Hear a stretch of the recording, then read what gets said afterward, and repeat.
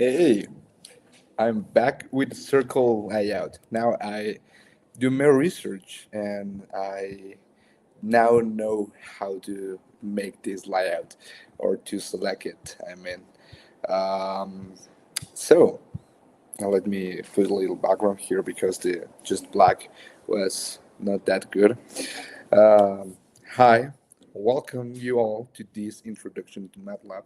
My name is Alberto. I'm your Majorly Hacking coach from Mexico, and I'm so glad to have you all here. I think this is the last stream of the of this global hack week.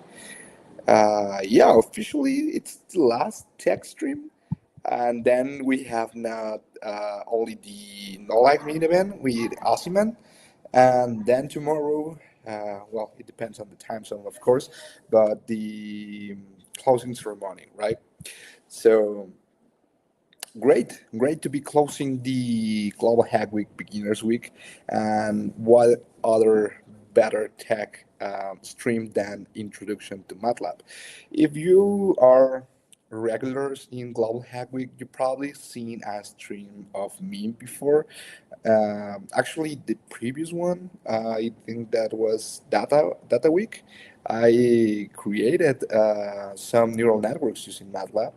Um, so if you're familiar with that, today we're going to take a moment to review what MATLAB is, some other aspects of it, and etc. And if you're not, if you even, well, I would like to start with that question. Who doesn't know what MATLAB is and hasn't used it in its entire life? Like, completely doesn't know what MATLAB is. Let me know here in the comments. I see a comment here. Moses464 says W. I think that's for big win. I don't know. And Quackers and Cheese says hello. So hello. Mm. Resuming, I was saying that. Oh, we have another comment from Maruth. Maruth is Singh. Okay. I hope to pronounce right your name. Senate. I don't know what it is, but I was doing the robotics Coursera PenU course, and they use MATLAB a lot. Yeah, win. Yeah, exactly. That's W for the win. I'm trying to find the get time into MATLAB, to find the time to get into MATLAB. Sorry, for a few weeks, and just happened to see this, so it's perfect timing. Amazing. So let's start with this, right? Give me a second, and I will start sharing my slides I have prepared for you.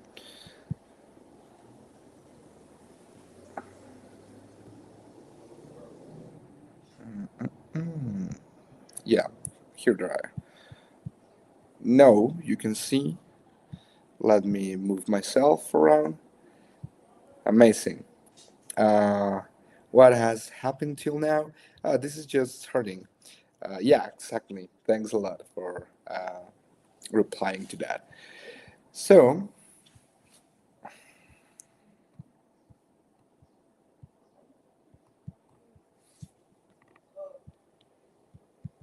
well, uh, in this layout I have right now, I cannot see both the stream and the thing I'm sharing. So, um, I will trust everything goes right with the stream, and I'll make some pauses to come and see if there is any comment. Welcome to this MATLAB introduction. Let's check the agenda. What MATLAB is, the key features and application of this tool, the interface overview. We are going to open our MATLAB editor and we are going to start getting familiarized with this environment. We will check some syntax and operations. Then we are going to perform some examples of data visualization. That's one of the most common things that we do here in MATLAB. Then we are going to write some scripts and functions, and we are going to finalize it with an hands-on exercise. Then I will Depending on time, I will like to add some other examples I have in my portfolio that I have built in MATLAB, so you can get a more detailed idea of what you can do with this tool. So, what's MATLAB? MATLAB stands for Matrix Laboratory. I cannot remember where these two was born. I think if I get the history well and I recall my classes, this was born in a university because they realized that working with matrices in programming languages was not as easy as they should. So if probably if you do data science in any other language, for example Python or JavaScript or C or Java or whatever other, um, you have noticed that, for example, in Python, you have to install libraries to make that easier. I mean, you can do math with any other language, right? In any other programming language. I mean, but for heavy stuff and for precision, for example, in Python we use SciPy, right, or NumPy, or both. And for plotting and making these things, we have the great MATLAB, right, or pandas. But the thing here is that this specific language was born for that reason, for making that operation. So they has this already built in. Um, I was in a debate some years ago of if MATLAB can be considered a programming language, and this was just a thing I want to add as a cultural addition. But the point here is that the reasons of the people to say MATLAB is not a programming language was very, very technical. So in the general aspect, I can agree we can consider MATLAB as a programming language. But also it's a little bit more than that because it's an ecosystem. The company behind this, it's MathWorks. You can see that there. And this ecosystem contains toolboxes, for example. And for the people who was saying in the comments, let me see, uh, Racosaurus. Yeah, you were mentioning about robotics. I have used robotics for sorry, I have used MATLAB for robotics. MATLAB indeed has a robotics toolbox, but also there's another one that it's not from MathWorks, but it's very popular, very commonly used, and it's great. If we have time and I remember the name of it, I can check for it and I can recommend you that. Um, my name is Moises. I complete my on RAM. Is that similar? Yeah, sure. Actually, you're talking about a very important thing for flying drones, right? Actually, yeah, they have for flying drones and for autonomous cars, for control systems. They have a lot of things because again, this is a tool for science and engineering specifically. This is not a thing for I don't know. I was going to say like for video games. Yeah, it's not focused on video games. This is not for applications like for hobby, etc. No, this is a tool for engineering and science, right? Um, so that's one of the use cases: data analysis, algorithm development, simulation and modeling. And this is great, and this complements the thing I was saying. And sorry, I lost track of that. The thing about the environment, they have toolboxes. They have this MATLAB IDE because it's an integrated development environment, and they have other tool called um, Simulink. So Simulink, it's like Oh, how to explain that? It's it is like building and programming with blocks, but instead of having these like childish blocks of like the one with the shape of the puzzle, and oh, okay, this is a for and this is a function, and if you add that in another block, that's no, that's not what I mean. What I mean, it is like you have completely mathematic functions, like you can integrate, you can send signals from one function to another, you can get derivatives, you can do a lot of things, but in a graphic way. So like if you were designing the schematics, not for a circuit but for a control system actually. um, I will show you how that works. But yeah, only as an introduction, and that's part of the MATLAB environment, right? So you can open it directly from MATLAB, and it can sound like it's a different thing, but they complement each other, and you can use it not only for big robotic stuff, but then I am thinking of examples. For example, I when I have my control. Um, Electrical machine control class, I used to do exercises for controlling with a PID, a DC motor, and all the code and all the things were running in MATLAB, and then connected to an Arduino directly to the computer. And well, that's some of the possibilities for this. Also use MATLAB, for example, as I was mentioning, for neural networks. They have a neural network toolbox, but you can build it from scratch directly here in MATLAB, which I think it's very amazing. So yeah, resuming, it is for engineering, finances, and the academia. Actually, I would like to see more this on the industry, but the the environment where I see more MATLAB, it's for research and the academic uses in general. Thankfully, I had the luck enough. I was lucky enough to get MATLAB as license from my university. I have to say it. MATLAB it's not a free tool. You cannot use it for free. Fortunately, if you're a student, you can try MATLAB for free. If your university does not provide you directly with a license, you can ask for one. And even here in the Merely Hacking, we have MathWorks as partners. So I think we give like 3 months or something for trying that. So good news. Once you fall in love with MATLAB, you will ask your company to pay for that. So again, with the key features and stuff.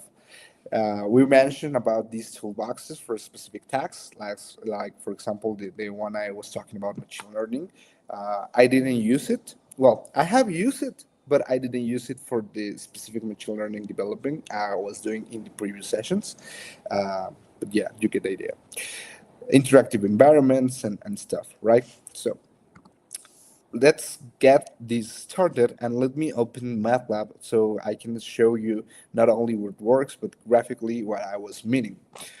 Let me see first if you have any questions around here. What are the prerequisites for this session? Supposedly, you don't need any prerequisite since this is a very introduction section. I will start explaining all from scratch for MATLAB, but I do think one requisite is that you have programming knowledge in general, like the structure, what a function is, what a variable is, how operations works, and etc. Right? So that's all. Uh, I never wrote a single line of MATLAB code. Yeah, don't worry. Isn't MATLAB expensive for some features?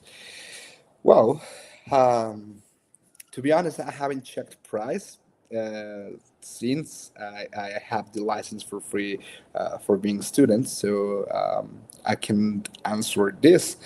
What I do know is that it's worth it. I mean, completely worth it.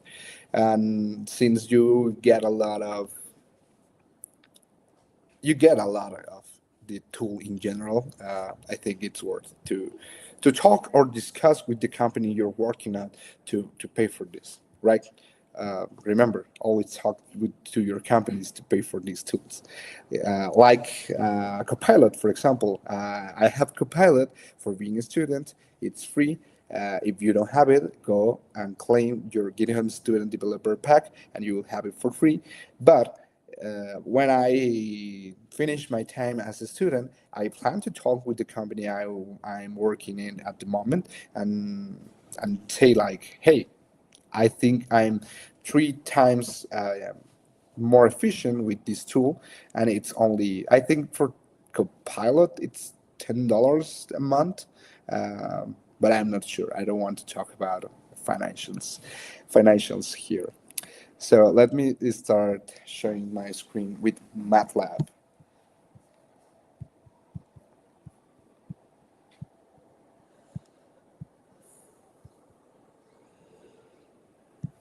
Okay, nice.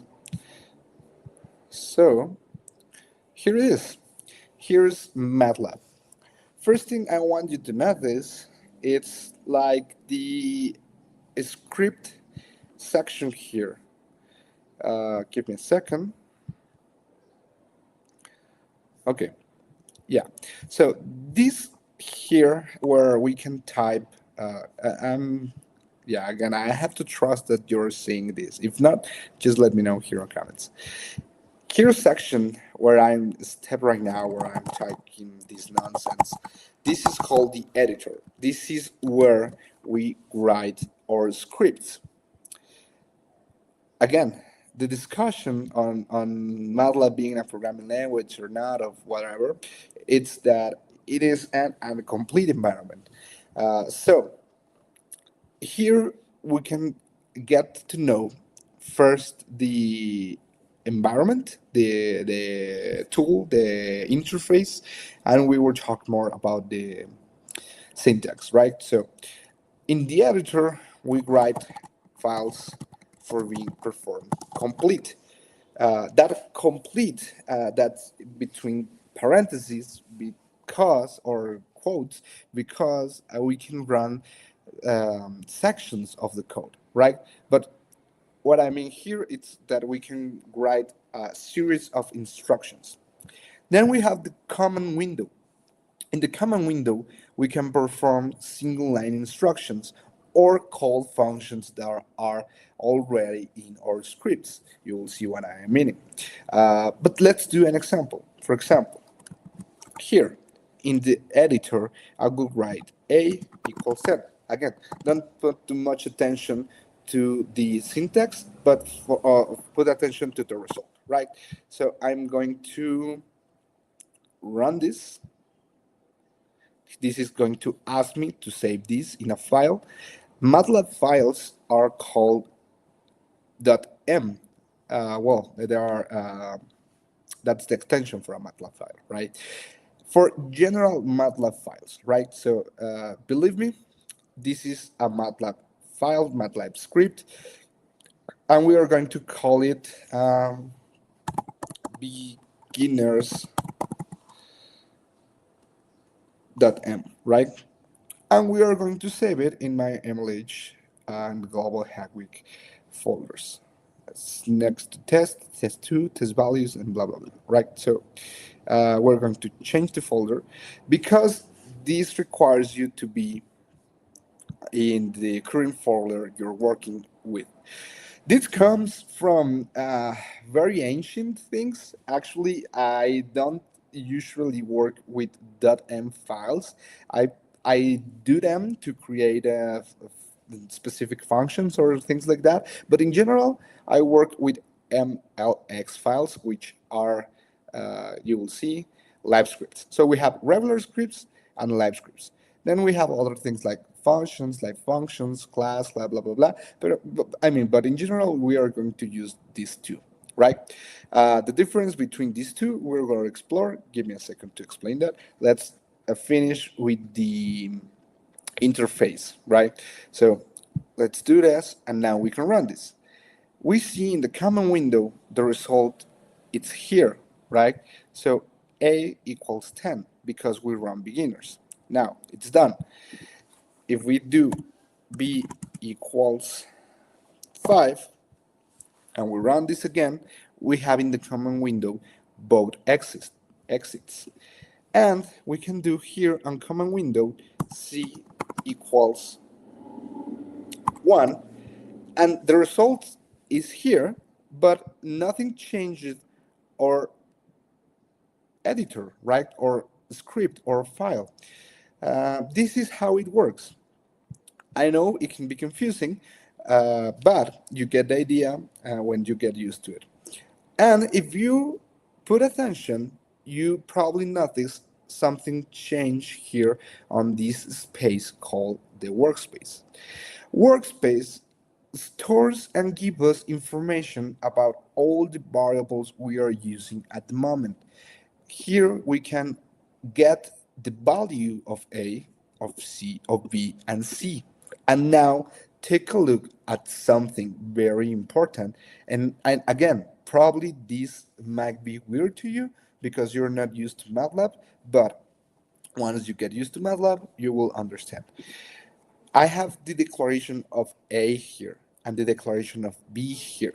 If I read the script, this will again reassign those values to these variables.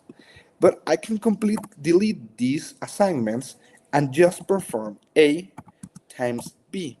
In any other language or any other programming language, the regular thing is that if you run a script with just this operation, you won't get a result or you are probably going to get an error because the whole script is that we don't have context of what the values of these are in other languages, right? Because we does not store them.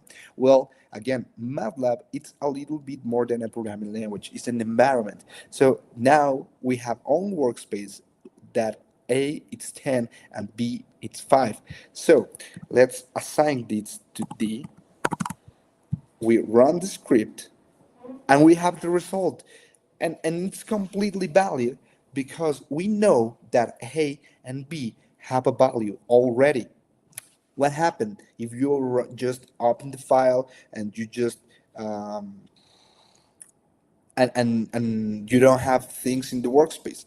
If actually, let's do that. There's a command for cleaning values in the workspace and deleting all the stored information that it's clear all. Now, I clear all from the workspace, and if I run this, I have an error. There's no function called A or B, but the error first says A, right? Because now we don't have that on the workspace. Let's be aware of that. But inside this script, I can keep this, and inside my command window, I can start manually adding values for A and for B. Let's do this 3. And if I go like this, now this gives us the result. And I didn't have to do it on the editor. So combining these two tools that complement each other, it's a very powerful thing, right? Let me see if you have any questions this far.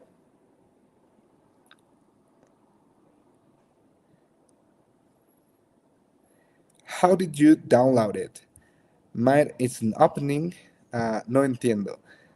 Don't worry, Moises. Great to have another Spanish speaker here. But let's do one thing. Once you have a MATLAB account, you need to go to MathWorks page. In MathWorks page, there will be a big button saying download MATLAB. Even more, let's do it in my own computer.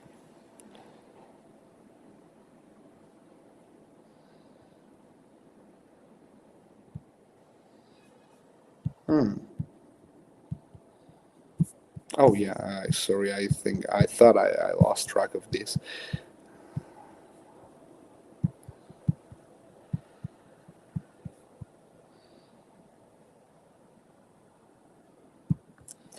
Okay, here we head here and we search for MathWorks. And here in I missed an H. Well, here in MathWorks, you create this. There's this option to get MATLAB, but also if you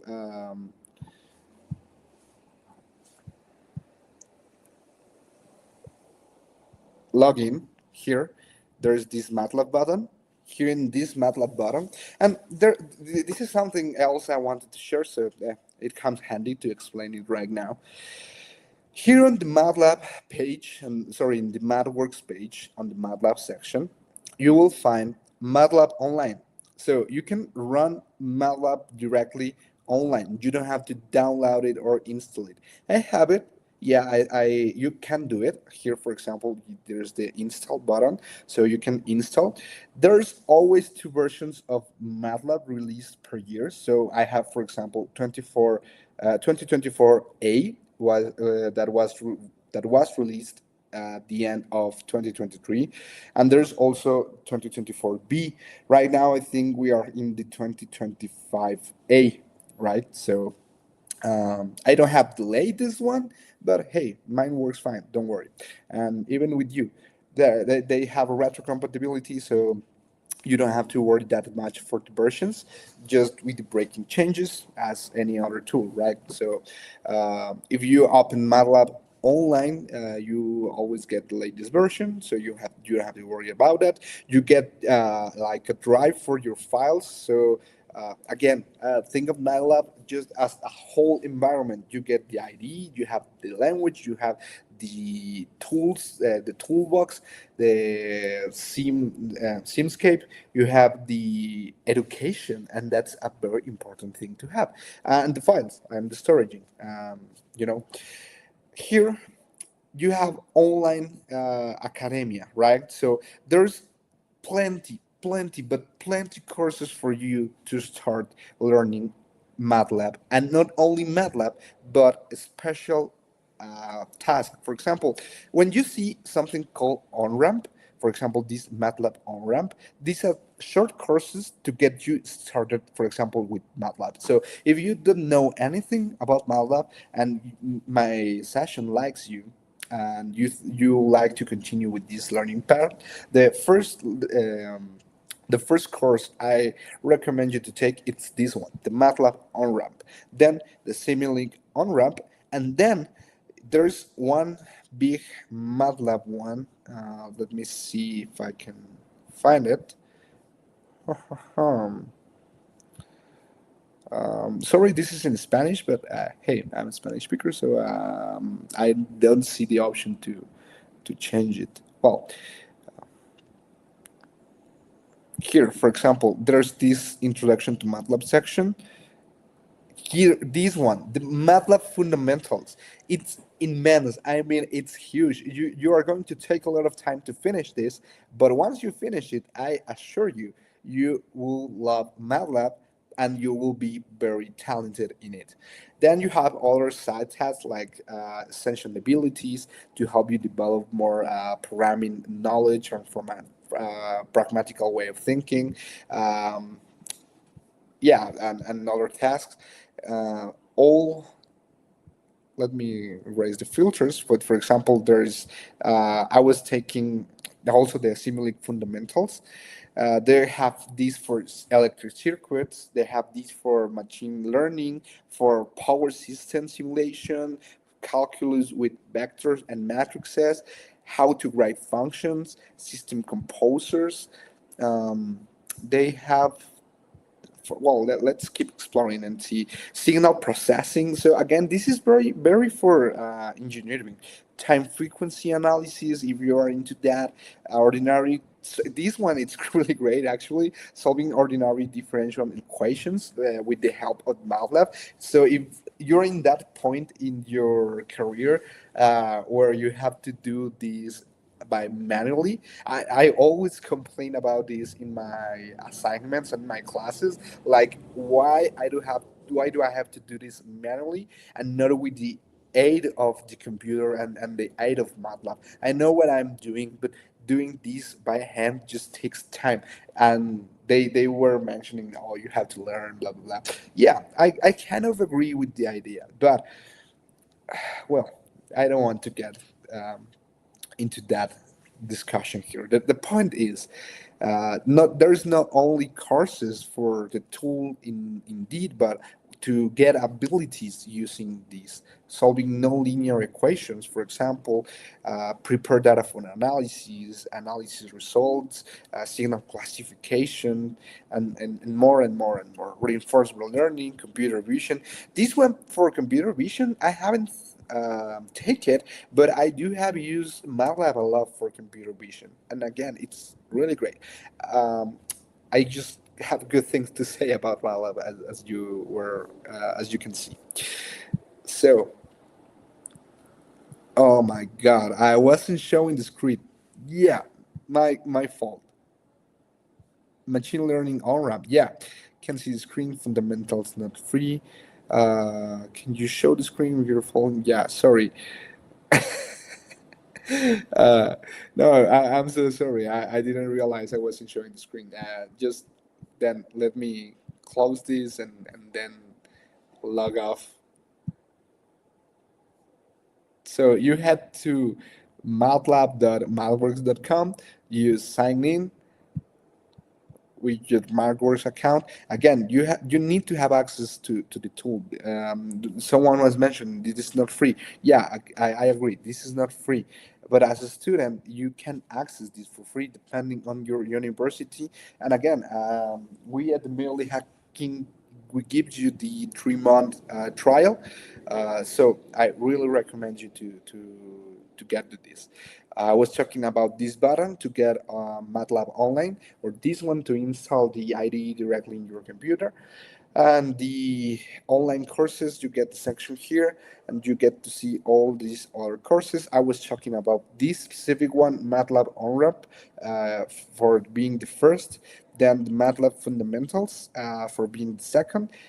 There's a lot of time. It's like 2 weeks if you dedicate enough time. If you don't, maybe a month or something.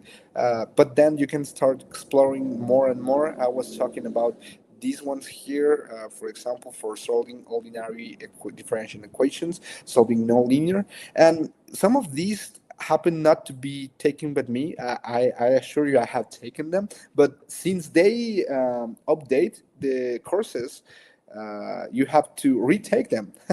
So that's another great thing. There's always content to watch and to learn. So, yeah, let's return to MATLAB IDE.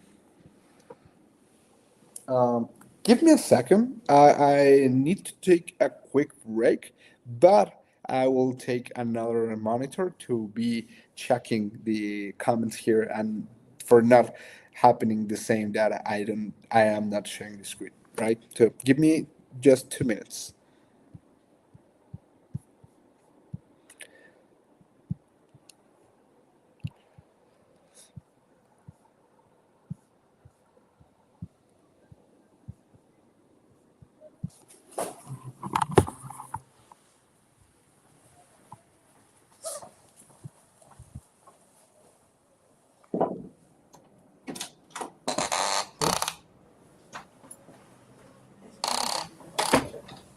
¿Yo? ¿Yo? No. Sí, te mando mensaje. Pero pues estoy hablando. Ya.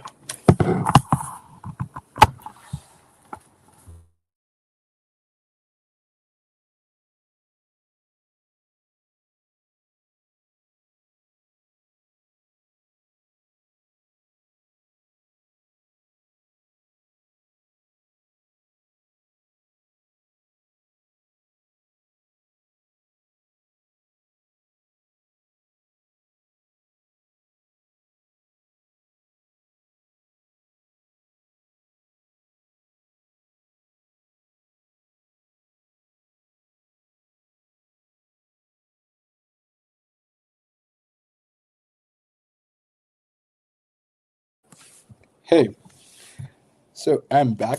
Now I have the monitor to check the stream. Plus, I can start showing you now the um, MATLAB here. Nice. Let me remove this, and we're ready to continue. Mm. Okay, I got a line. You can keep going. Nice. No worries. Where we can find that fundamental course. Thanks, Moises, for sharing. Uh, Thanks a lot.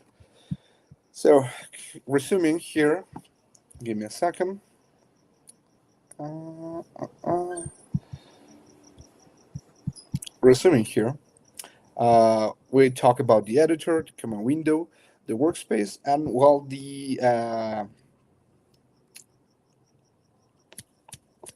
there's another window that's commonly used. Well, here in Current Founder, it's like the direction trees, so very similar to what we are already used to. These only two are the things that are kind of different, and the workspace, I think it's completely new for everyone who hasn't used MATLAB this far, right? So let's start with the basic operations here. So how we assign variables, I already showed you that. I spoiled you. So we just need to say what we want, the variable name. Another thing, how we add a comment here in MATLAB, it's with the percentage. So it will be variable name equal, or the assignment, and the variable value. Uh, which values this can take? Quick question. I see those tables on the left. Are they matrices? Yeah.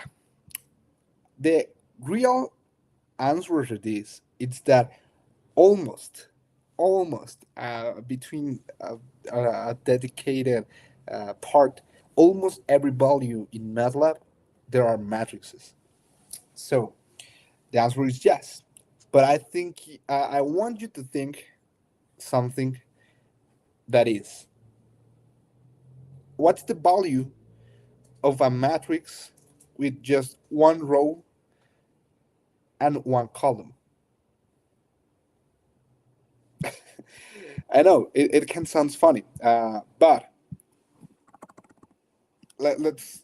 This is not from MATLAB. This is mathematics, and we have, for example, scalar number.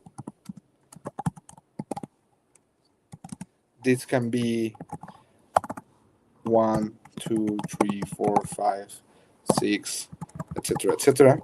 We have vectors, which are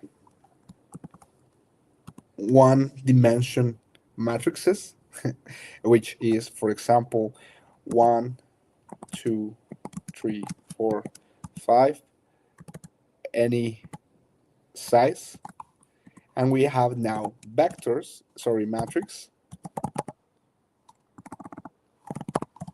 that are 1, 2, 3, any size there, by 1 to 3.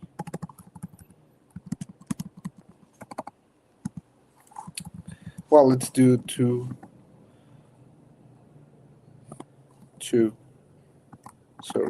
3, 4, and we change the row.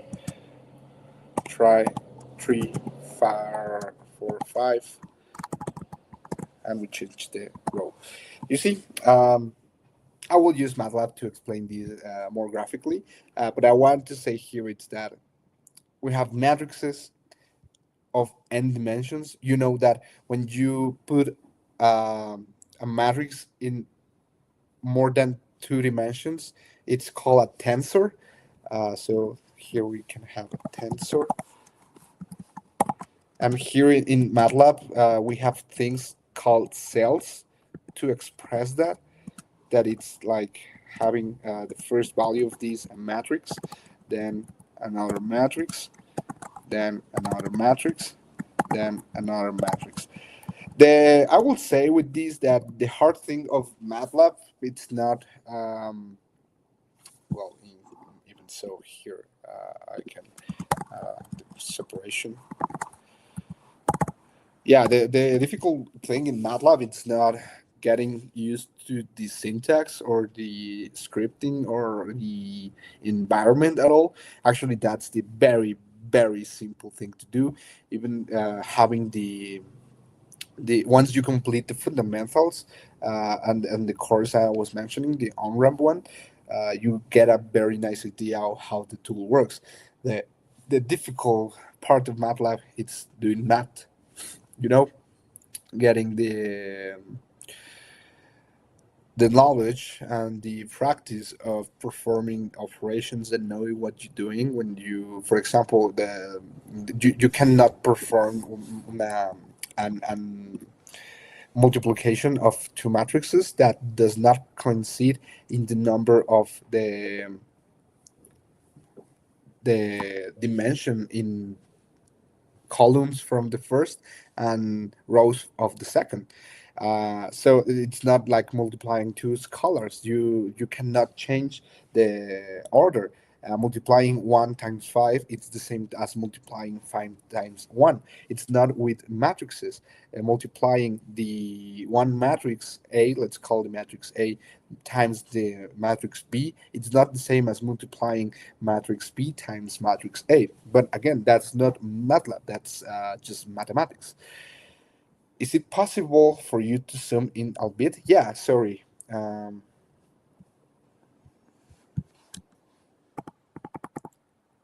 Okay, I think this will make the difference. Is that right, or will you want me to make a little bit or more zoom?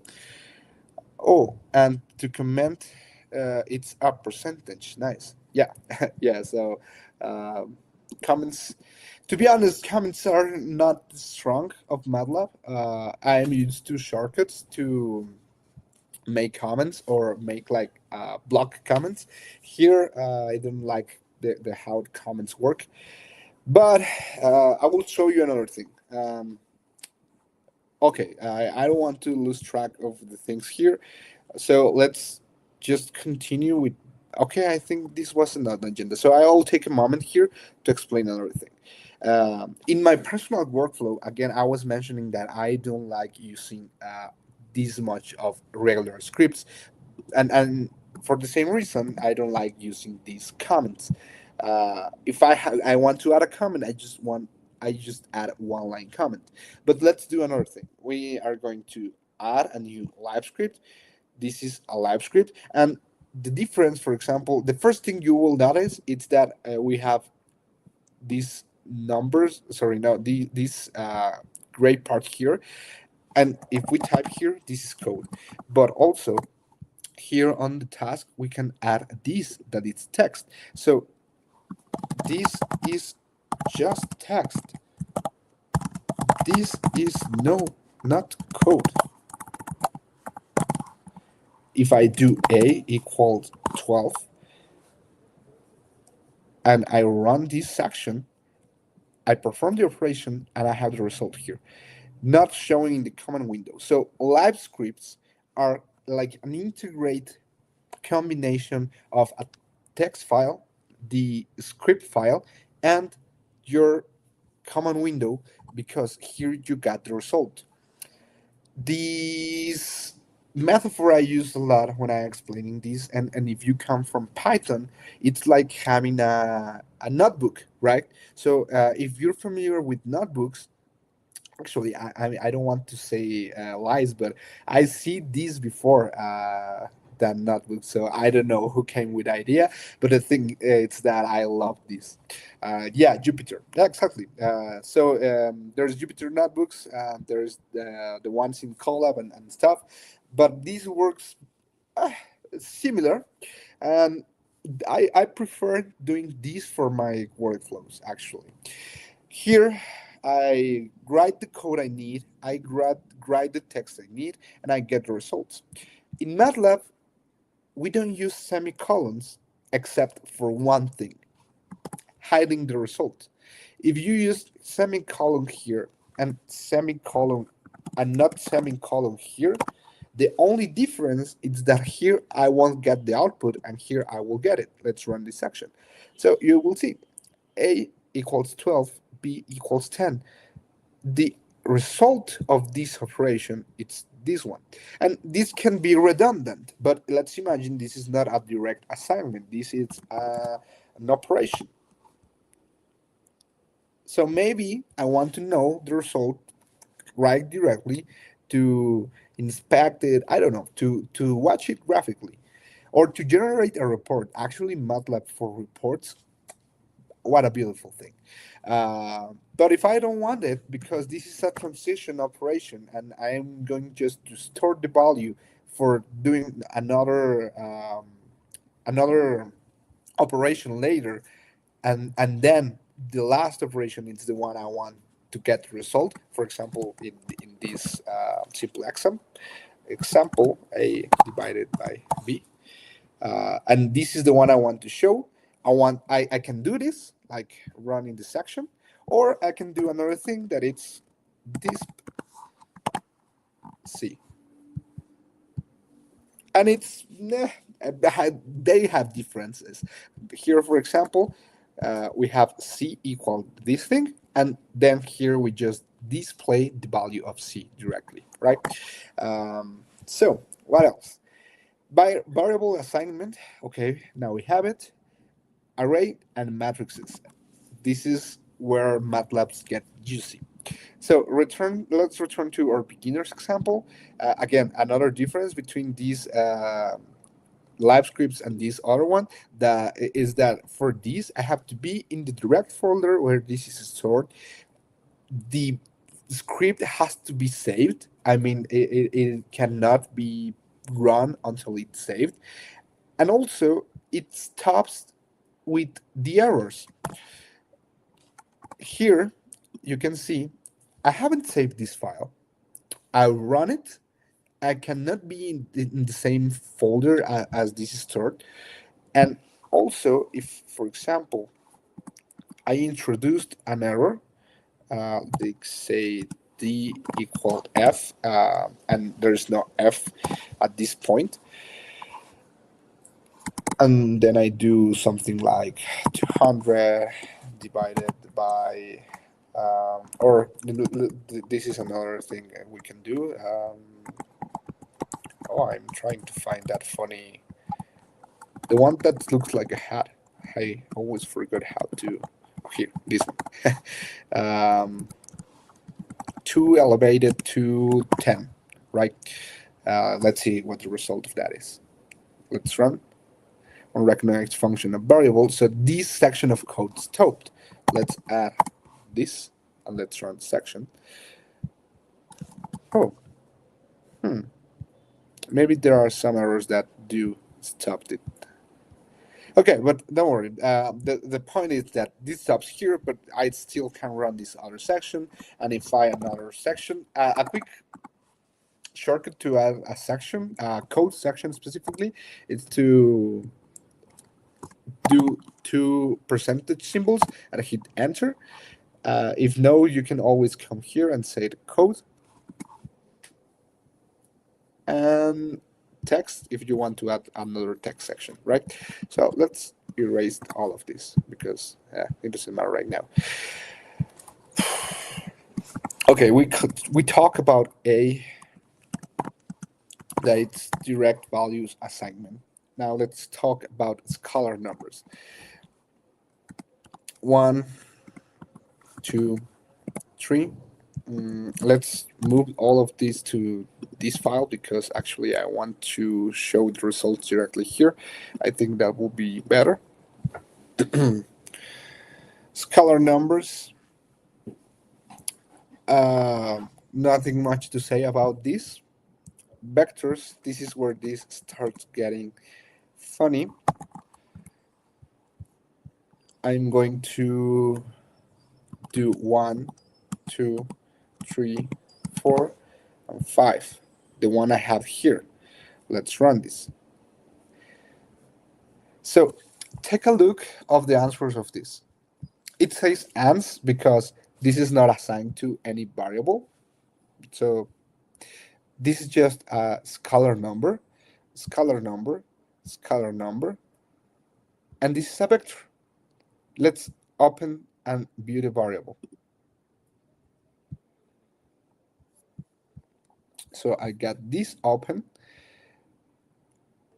The first column, first row, value is 1. The second column, first row, value is 2. The third column, first row, value is 3. The fourth column, first value is 4. Five column, first value is 5. And if you have realized, in many programming languages, we start counting from 0, right? Like good programmers. Well, MATLAB, it's more like natural. Um, yeah, natural language. So they aim for counting from 1. That's a big thing to have in mind, to be honest, when you program with MATLAB, because if you came from other programming languages, any other, you probably are used to start counting loops, for example, in 0, but here they start all in 1. So that's another interesting thing. Here, for example, you were mentioning that this table or this symbol that looks like a table means this is a matrix. Yeah, but the value, as this mentioned, it's for a 1 time 1 matrix. And that was the thing I mentioned for you. Think of that. And a scalar number, it's just a 1 time 1 dimension value matrix. A vector, it's just a matrix that has only one dimension, either in its column or in its row, because we can do something like this. You know what a transpose operation is? Well, when we transpose a matrix, it means we change the order of the columns and rows, in simple terms. So, for example, now we are going to assign this to, let's think of u. U, and you transposed, how we could transpose with this symbol, or we say u dot transpose. No,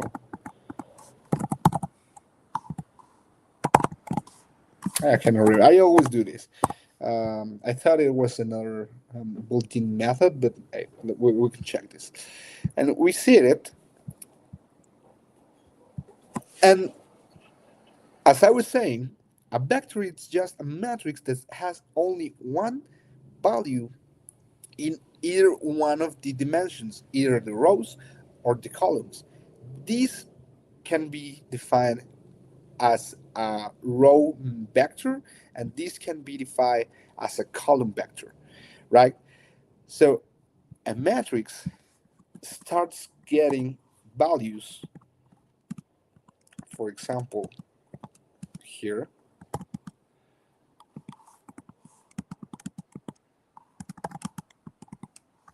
This is a 3 times 3 matrix. Let's run that. You see 3 times 3 matrix. These are 1 times 1 matrix. Can you run a code I have at the end? Yeah, sure. Why not? Um, yeah, so resuming, it doesn't matter the values I add here, actually. The thing is that we have this 3 times 3 matrix. So now we're kind of used to this, right? Um, Before I show you this, let's remove it for a second. I want to show you that there are built-in functions for running matrix quickly. So one option is here, like this one, to separate them with spaces. We can, I think, if I remember well, we can also do things like 1, comma 2, comma 3. Yeah. So space and comma, it's the same. I want to remember what the double point was. Okay. Um, yeah, the thing that happened here, it's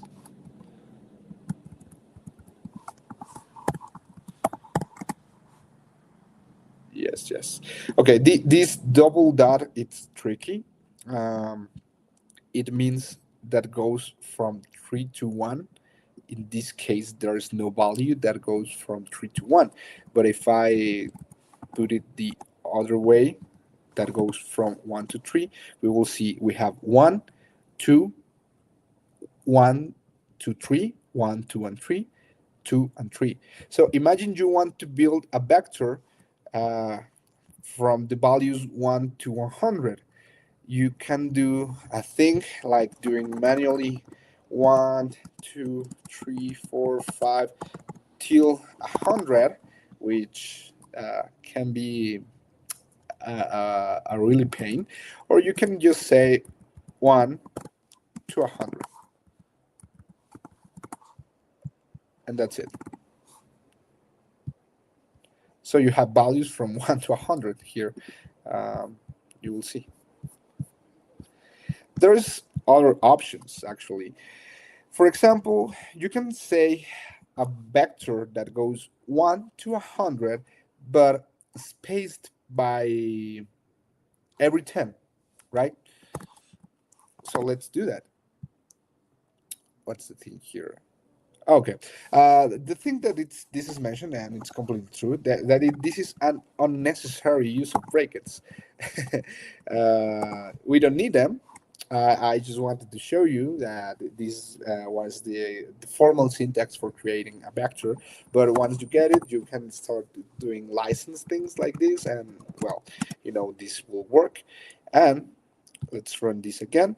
Now we have 10 values that goes every 10 till to from 1 to 100. But look at that. Look at that. They are evenly spaced, but these might not be the values we wanted. It starts from 1.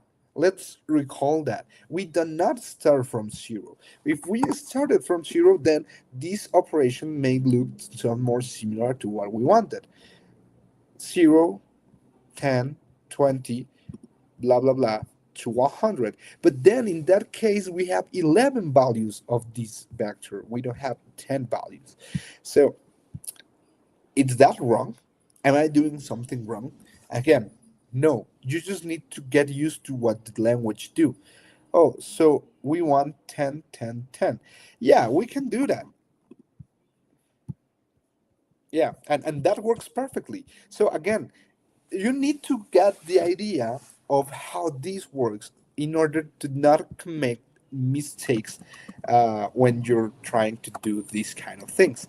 But there's another function that this is called splitting. Like, okay, we split from 1 every 10 until we hit 100.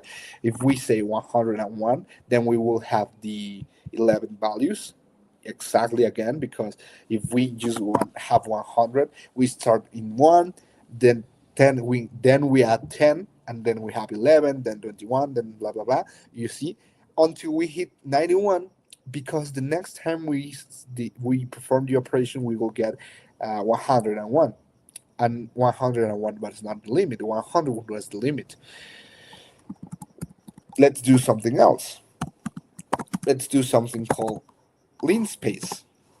Linspace takes the first position, the last position you want, and the number of elements that you want in that array, and then it distributes it so you can get an even distribution of the values. Let's run that.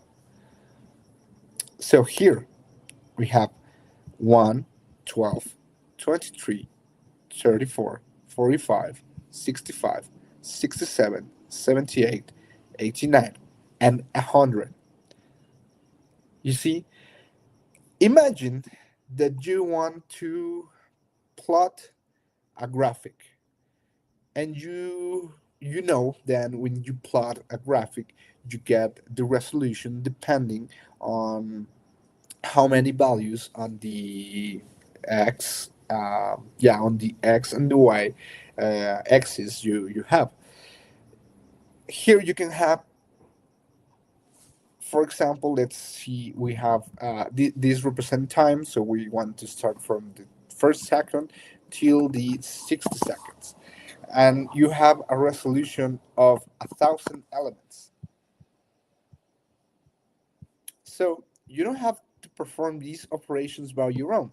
MATLAB helps you to evenly distribute the values from 100 to 1,000, sorry, to 100 to 60 when you want 1,000 values, right? So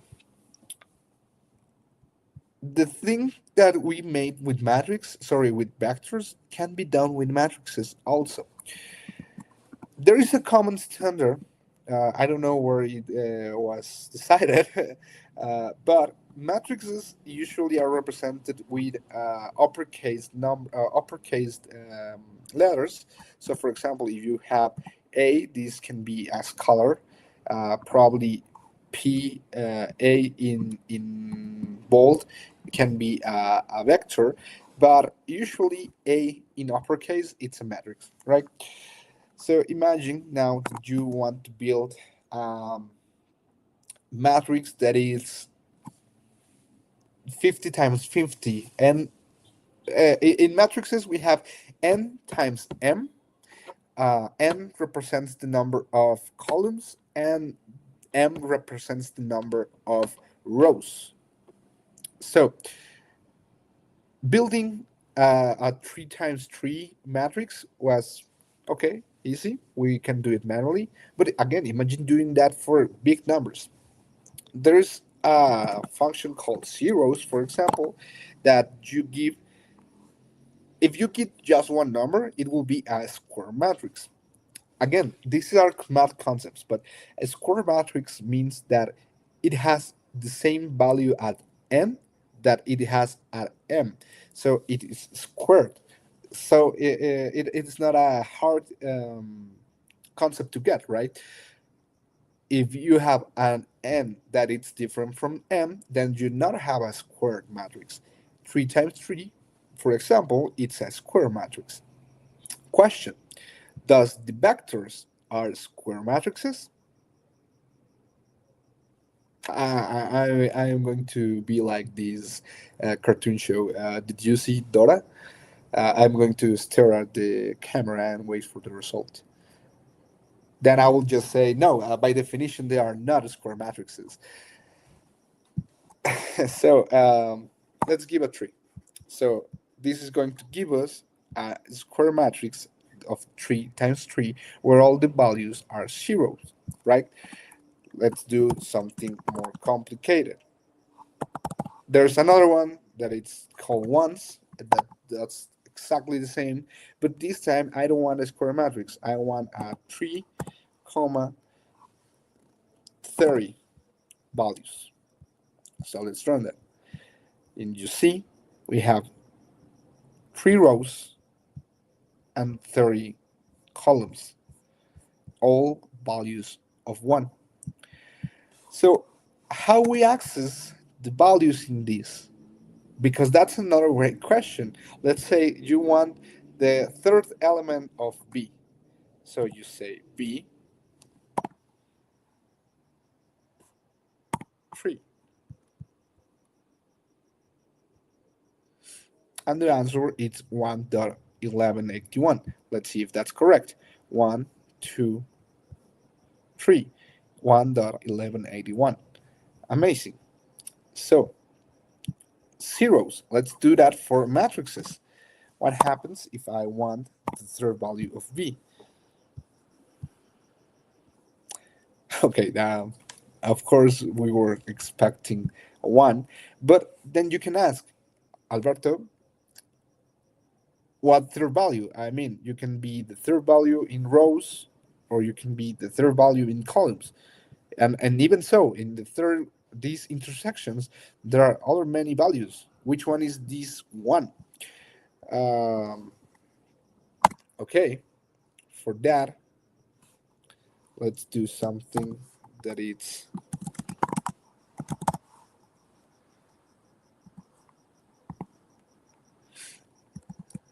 oh,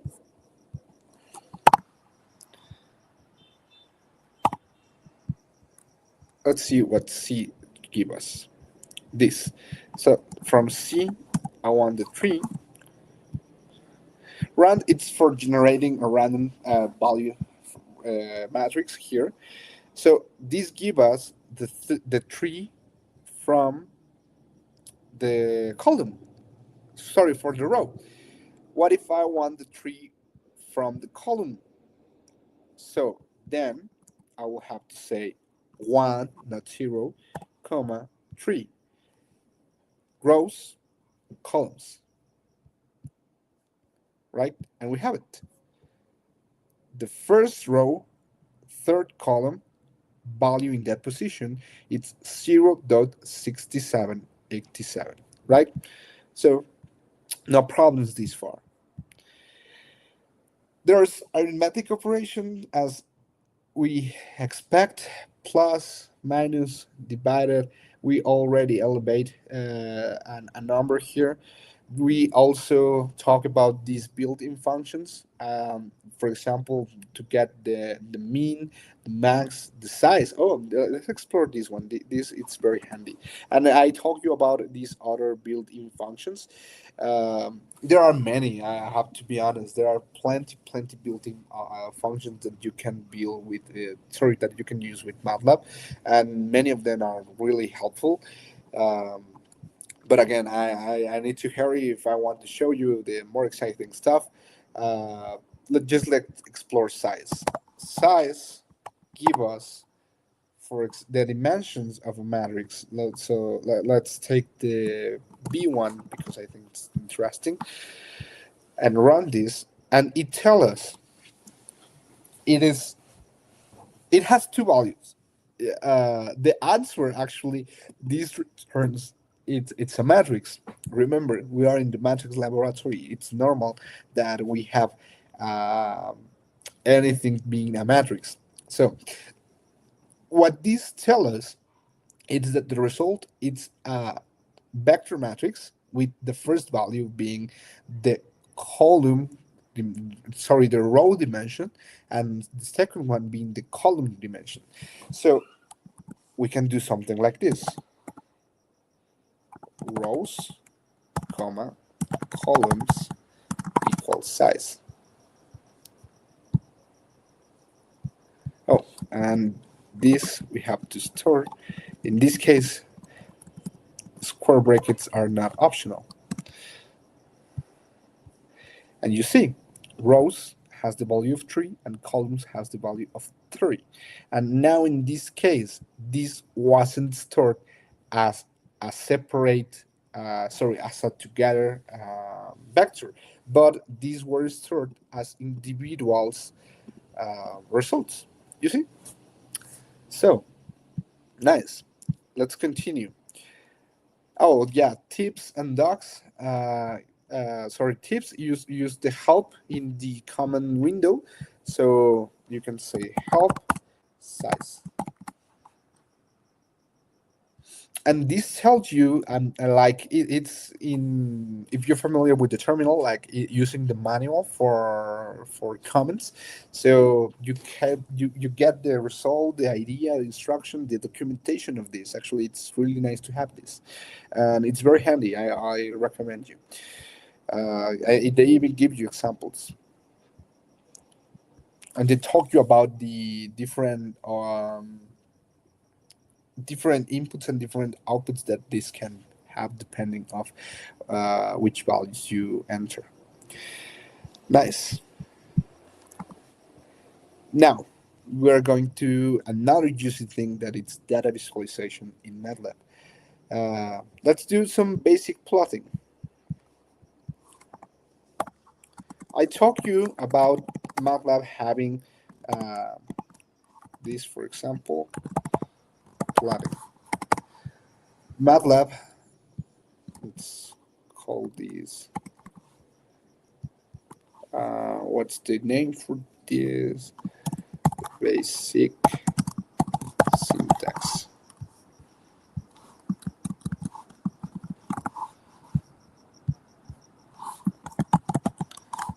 Data visualization. Okay. I talked to you about MATLAB having specific built-in functions, and I talked to you about this is very focused for science, so it is just normal that this has something called the sign and the cos.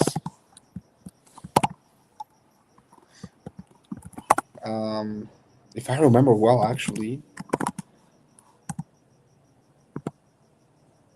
yeah, the cos and the sign.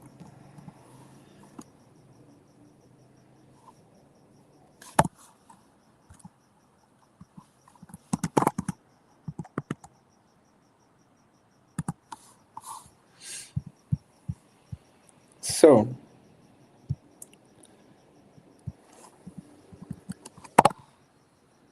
let's use the help sign.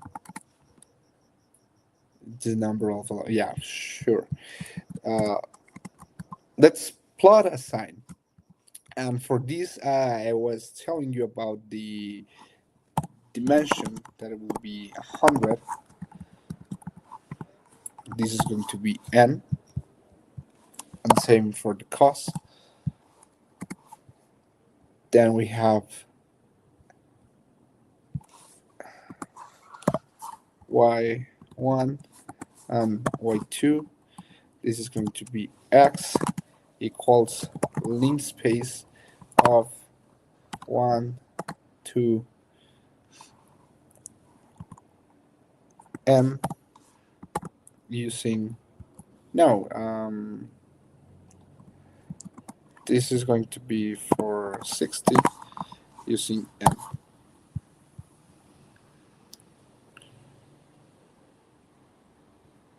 Oh yeah, sorry. And then we have to plot this. Let's plot using y1 and x. And let's run the section.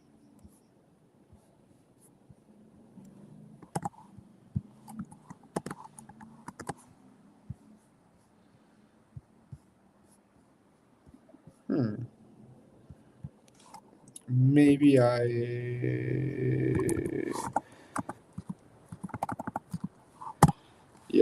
this, it's wrong.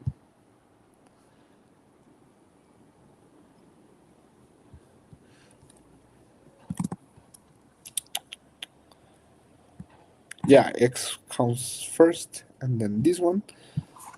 What's happening? Let me check. Oh, yeah, I think I know what I'm doing.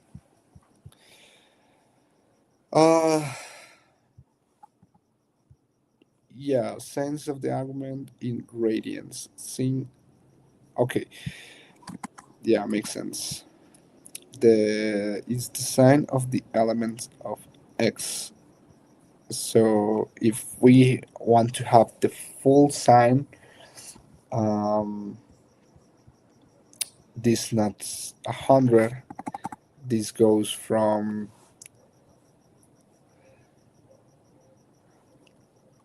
from 0 to p. Let me check if p, yeah,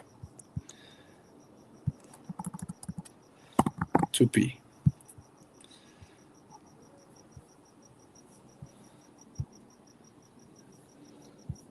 Yeah, and this has 2 times p and a resolution of 100 elements.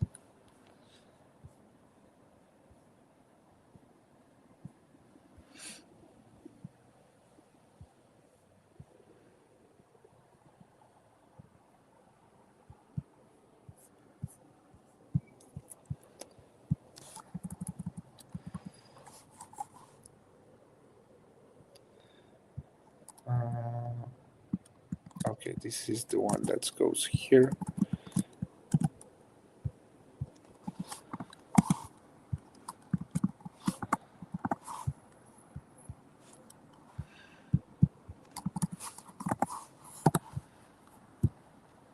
Yeah, sorry. Well,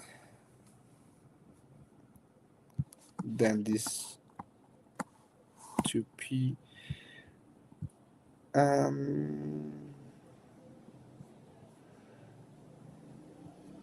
Why does this start from 0?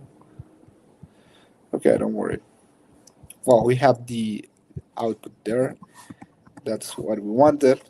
Then we have to plot the n times y2.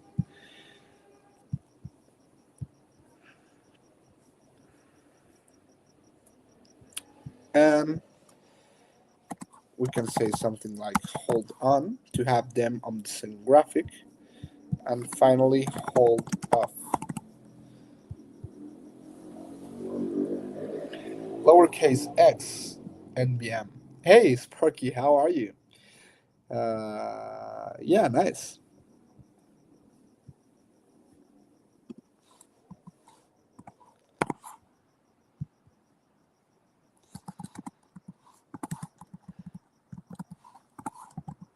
I want to make some quick changes here.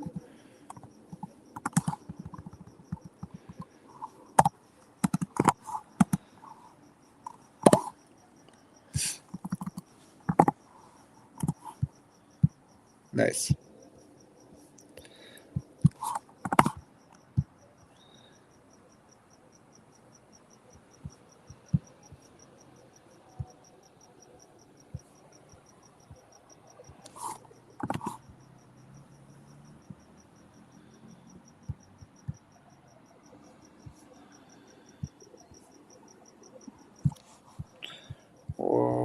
What?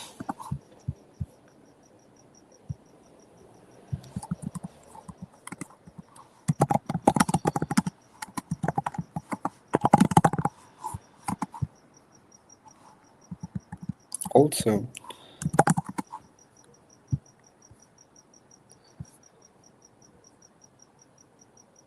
okay, yeah. It was getting the previous value. So for these to look better, I'm going to show 3 lines of these, 3 of these. We have the values of these, and the plotting. That's the only thing we want. Hi, Alberto. Great to see you. No, great to see you. So now we can plot this, and we perform the easy operation of getting the sine and cosine values, and now we just plotting, and that's it. Surface plots can be performed. These are two-dimensional, right? But we can also do three-dimension with 3D plots like surface and stuff. There's also something called scatter, and actually we can scatter the x comma a1 to see what happens.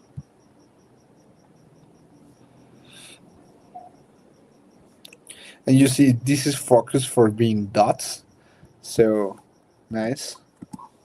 Let's do the same. Hold on, scatter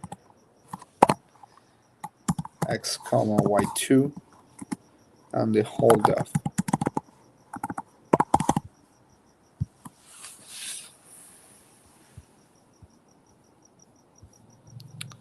And it's they are on the same path here. So nice.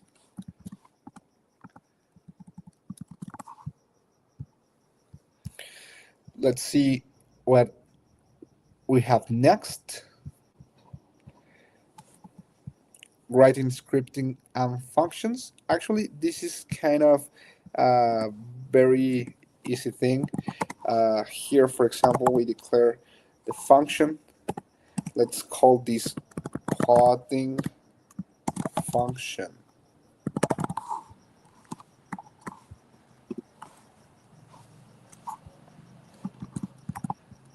And the thing that's different, it's the result we generate here, and the arguments we pass. In this case, let's just resume. Let's call this another thing, not plotting. Well, let's do the example for both. Yeah, sorry for the indecision there. X and Y, right? And in MATLAB, we don't use curly brackets to express blocks of code. We use end statement every block functions. There are more block functions like if statements, and I think that's all. Well, whiles, for example, yeah, control statements. In this case, what we want to do is plot x and y, and that's it, right? A really simple function. But let's do another function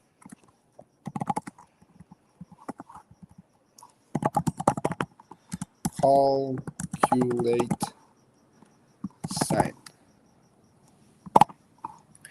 and we received dimension or resolution, let's say, uh, the length, and a multiply factor. So let's take this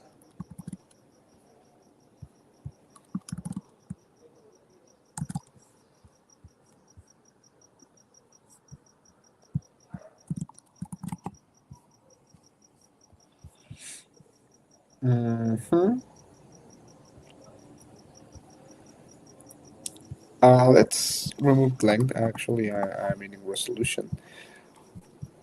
I was going to say this, and the this return two things: sine and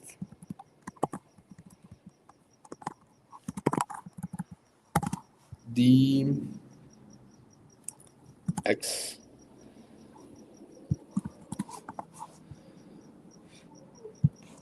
No, this is length. Let's just call it length.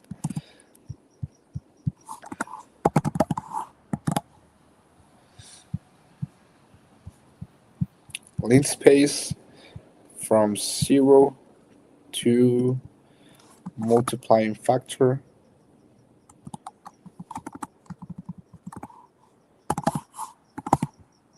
to resolution. Nice. So let's modify these things we created before to say, hey, G1 is equal to calculate sine, and this calculate sine should have the resolution of 100 and a multiplying factor of 6.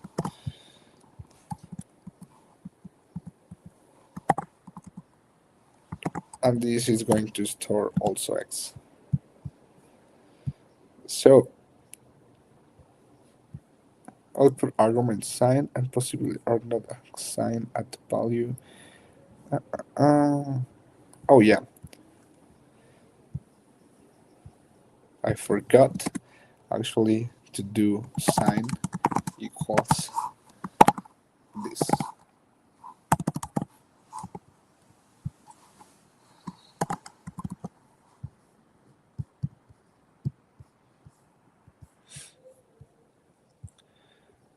Yeah, and that's it.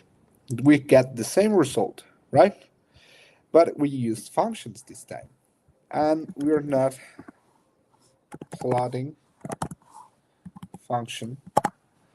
and we need to send x and or g1. Yeah, same result. Another thing that I think it's worth mentioning is that actually you know, in the programming languages there are reserved reserved words. You know, you cannot use the word function for a variable. You know, because there's a word that it's already reserved by the dictionary of the language, and that's it. In Python, you cannot use, for example, a variable called um, def. You know, in JavaScript, you cannot use a variable called var or called let. There are reserved words. Something very interesting, and I really, really know. Sorry, I really think this is really interesting. It's that in MATLAB, they don't care. You can call however you want your variables and your own functions, and they have hierarchy. Length, it's a function.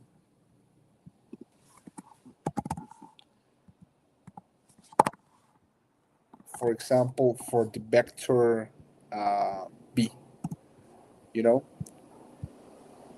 and if we call it, oh, sorry, we clean this, so we have to store this again.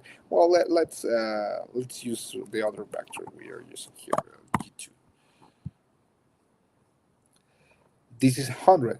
And yeah, we can. You are sure of that? The resolution of this is 100. That's the length of it. But length is a function, and here we're using it as a variable. So what will happen if I do something like this? Length, you know, and actually the hint that it gives us has the two possibilities: length, room file for variable details, and length as the function.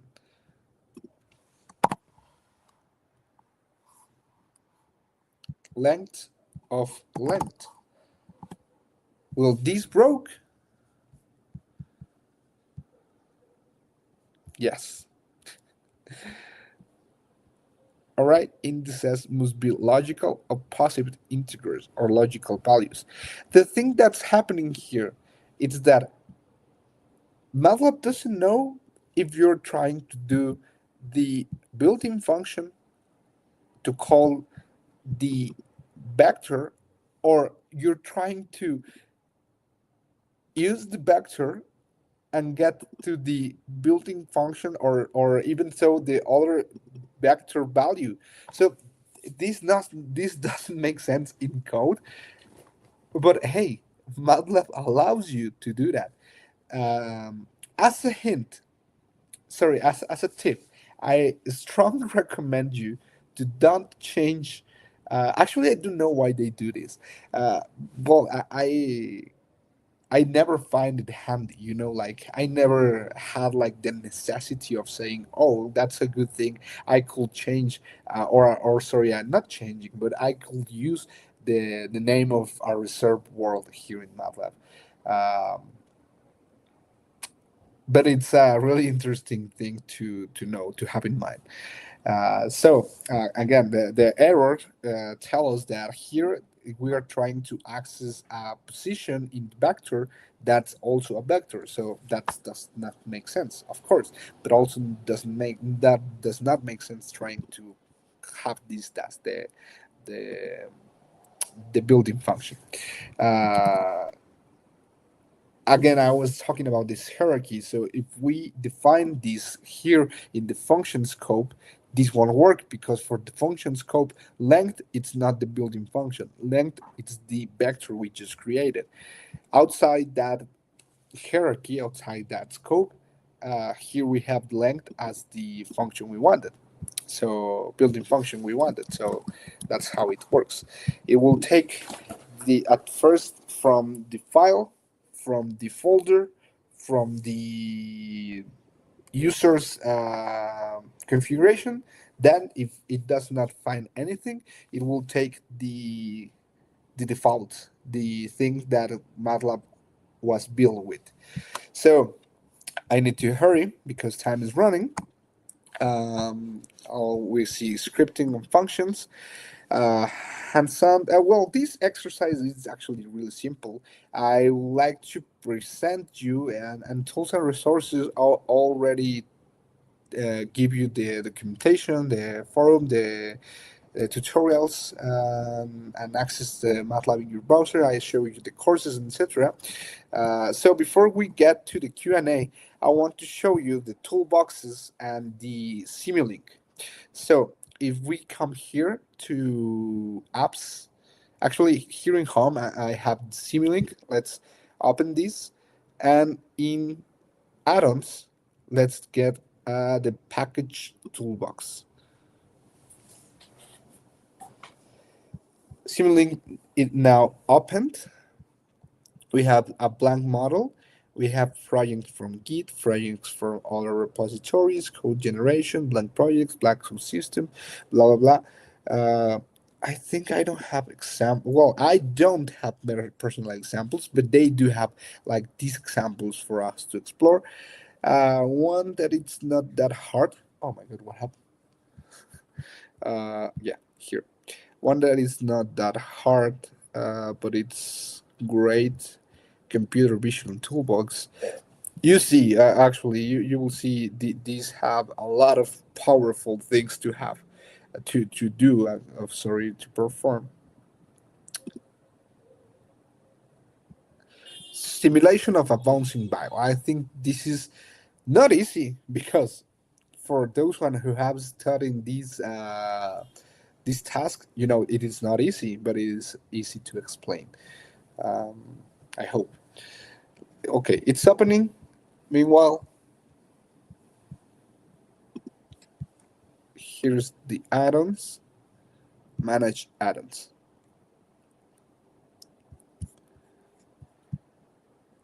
Okay, I already click open example. Okay, here's the example of the bouncing ball. It's opening. What I don't see the add-on manager. Okay, I see it now. Here's the add-on manager. For example, I have installed the computer vision toolbox, the control system toolbox, deep learning toolbox, physiologic toolbox. This is really cool. Actually, this was one of the um, classes I enjoyed the most in my career. Image processing toolbox. This color I haven't used. I don't know why I have this installed. The compiler, I think it's a necessity. Compiler SDK, report generator. This one, this is the one I was talking about. No, I think it does not. Um, robotics toolbox MATLAB.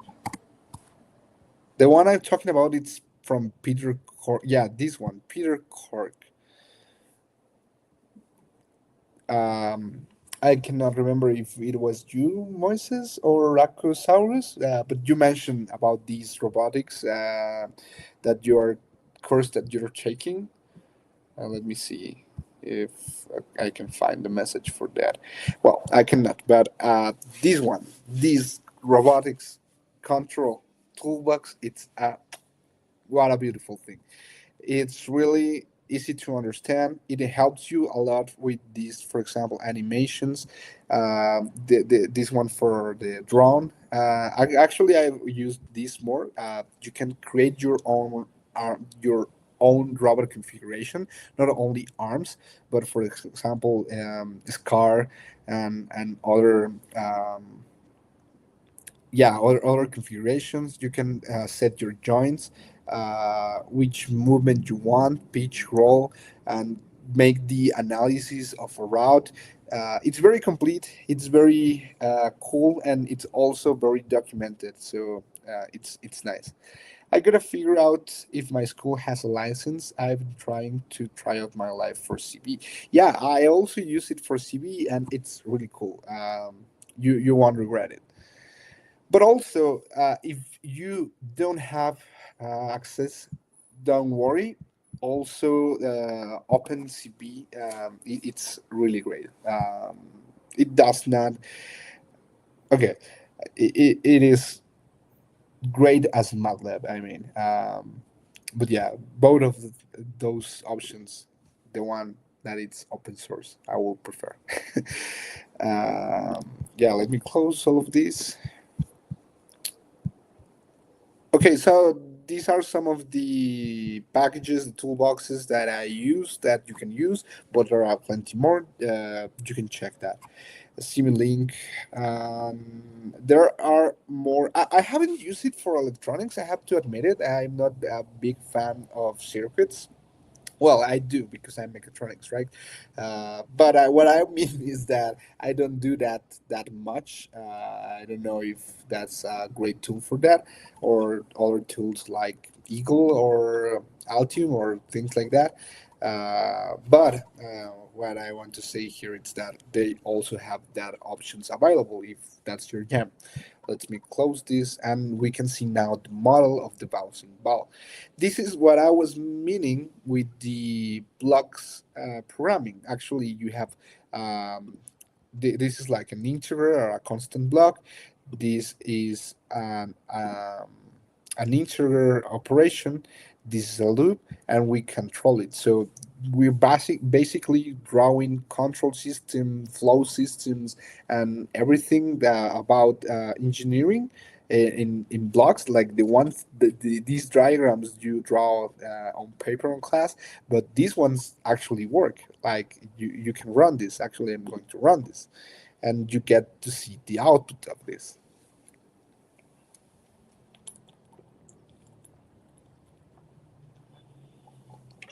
Mm, nice. So we have this. Now it's running, and this is the position and the speed or the velocity. So we see how it is reduced until it doesn't move, and what both points. So again, it can be a simple example, but I think it is really interesting to have the ability to model not so easy simulations here on MATLAB. Try to do this by your own hand. You will see it's not so easy. Besides, the example can be easy. Okay, Simulink help us to simulate and model all these complicated stuff.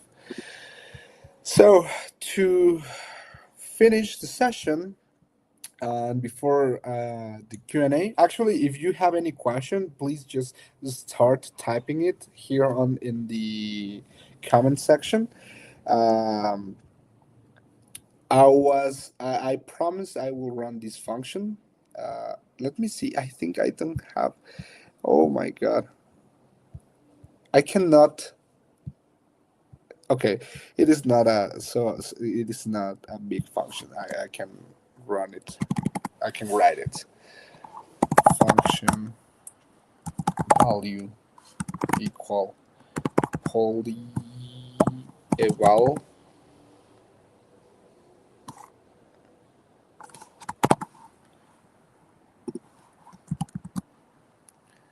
x and code f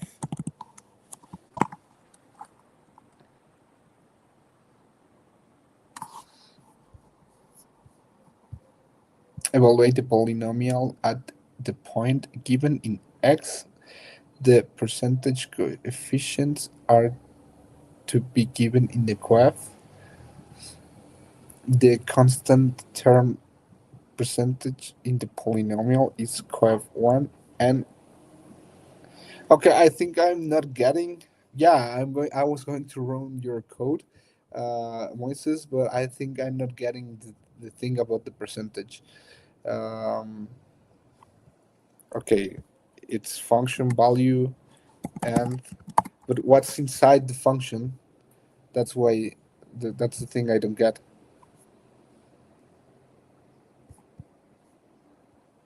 No, yeah, yeah, but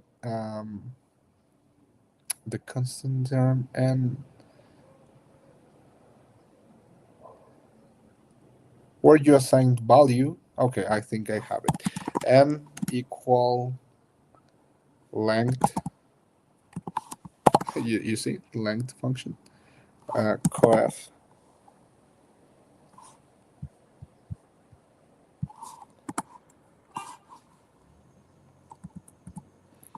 coef and then value equal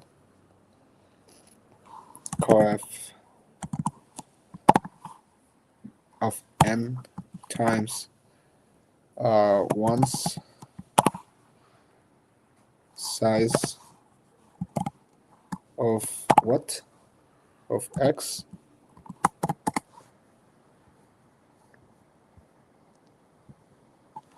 for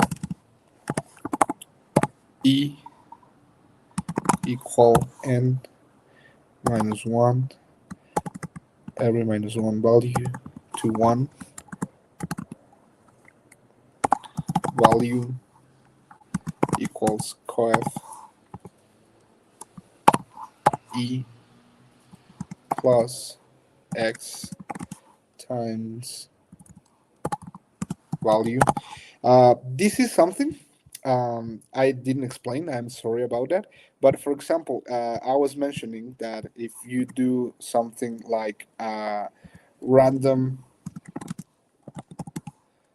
for example, not random, for the, let's do zeros of 3 uh, plus ones. If you add to these two matrices, you see the output. Live editor, run this section. Don't put that attention here.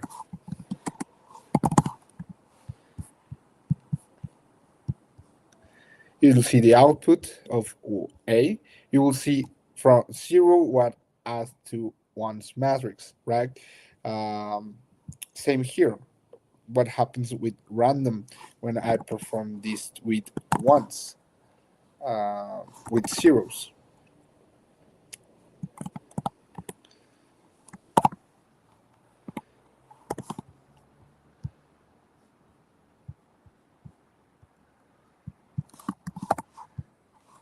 You see, I'm performing a matrix multiplication, right?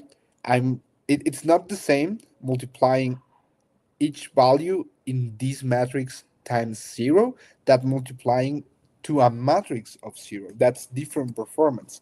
Uh, and for doing that differences, since MATLAB it's focused for matrices, so this is for multiplying matrices.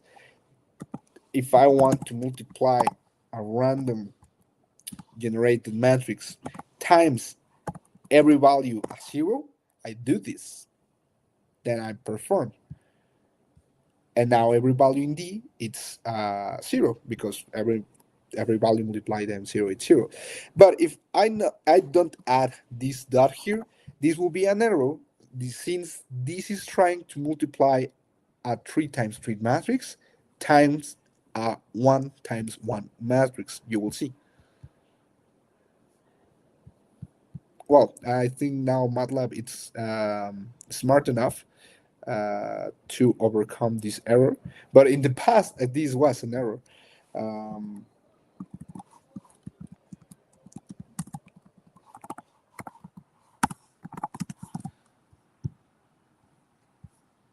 yeah, in the past, this was an error. Maybe the dot it's deprecated now. Wow.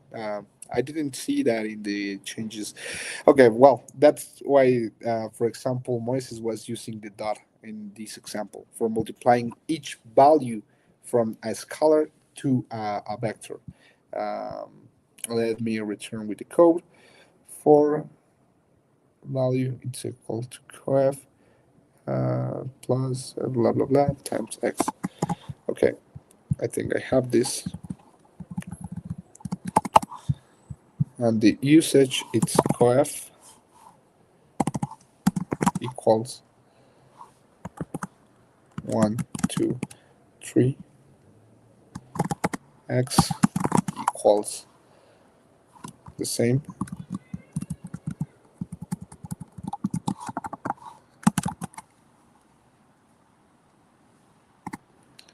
Result equals polyable, and I'm passing x and coef. And that's it. Let's run this code. Mm-mm-mm.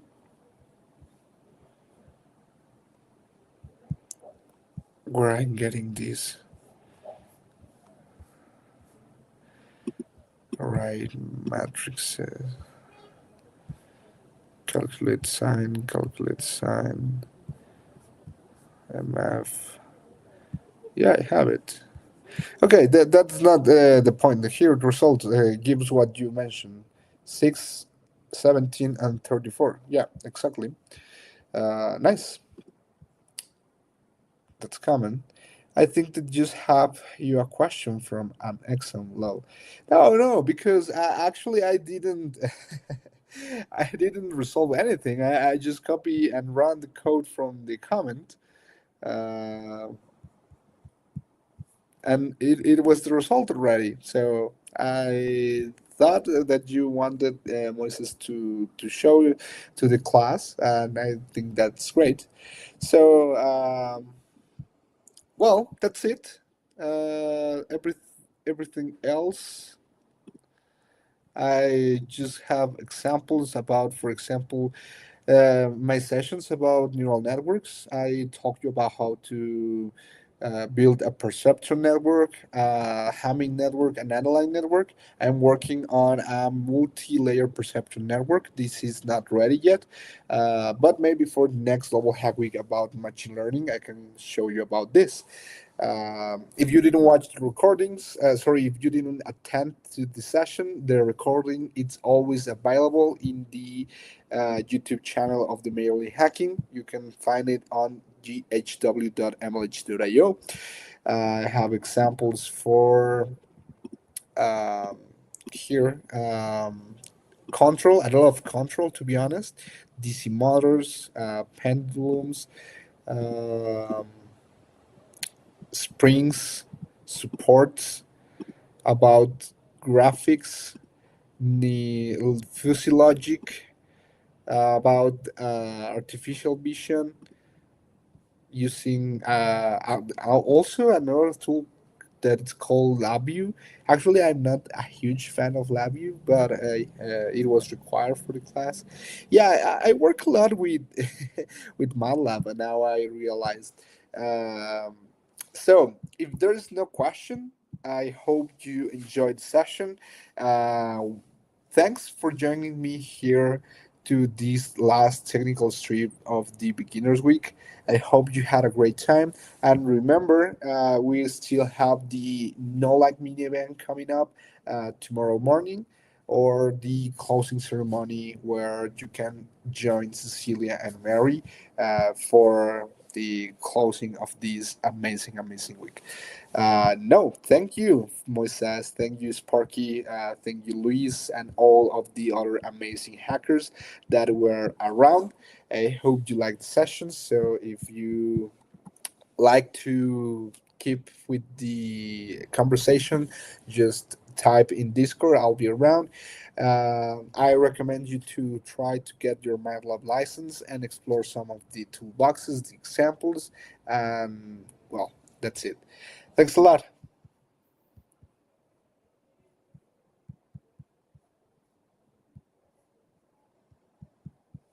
See you.